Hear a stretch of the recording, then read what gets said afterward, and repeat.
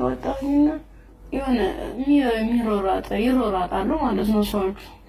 ስንሄድ በቃ እንደዚህ ተኩስ የተነሳ ለምን ትሄዳላችሁ? በቃ በዚህ ሄዱ በዚህ እንትን በሉ እዚያ ካገቡ ምናምን ሲሉን እኛ በሰዓቱ ተኛን ተቆርቁሮ ነው የመሰለን።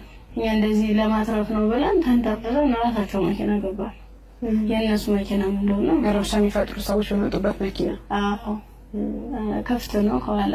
1 ዓመት ከ6 ወር ነው እዚያ የቆየነው ጫካ ውስጥ ምንም ነገር ሳይፈጠር። 1 ዓመት ከ6 ወር ምን ነበር የሚሏችሁ?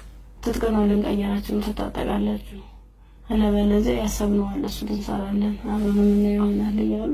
የት ነበርስ የምታድሩት? እዚህ ውጭ ላይ ብዙ ጊዜ ዛፍ ነበር እንዴት አካልል እንትን መለይ ነበር። እዛ በምትሆኑበት ጊዜ በተለይ ለሴቶች አስቸጋሪ ሁኔታ የንጽህና መጠበቂያ ማግኘት ነው። ያንን እንዴት ነበር የምታሳልፉት? የምን ንጽህና መጠበቂያ ነው? በቃ ዝም ብለን ስናክ ነበር የምንውለው።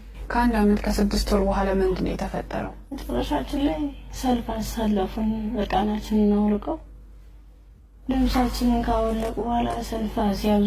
እኔ አጋጣሚ ከ5ኛ አካባቢ ላይ ነበርኩኝ። ግንኙነት ከተደረገ በኋላ ሲጨቀጭቁ ራሱ በፌሮ ሲወጉ አላስታውስም። ደንዝዟል ሰውነት። ምን ያህል ሰው እንደተደረገ ምን እንደተደረገ አላውቅም። በ6ኛ ቀን ስነቃ ደም አበራ ነው የሚፈሰው። እሷ ደግሞ አንድ አካል ስለጎደላት ምንድን ነው አማራጭ? የለበስኩትን ልብስ አውልቄ ለእሷን ወሮቿን አስሬ ነቅፋ እየቦተስኩ ጀመር ጀመሩ። እንዳላዝላት አልችላት። አብረን ነው እኮ የምንሄደው። አንድ ነው እኮ ትችላለች ስትለኝ እንዲሁ ነው። ሁለት አባለ ስንኩል ማን ይቀበለናል አልኳት። እንግዲህ ማንም ቢሆን እንደዚህ ደሜ እየፈሰሰ እንደዚህ ምድሩ ሁሉ ጨልሞብኝ ነገ ነገ ወዲያ የተሻለ ህይወት አገኛለሁ ብዬ ነገ ነገ ወዲያ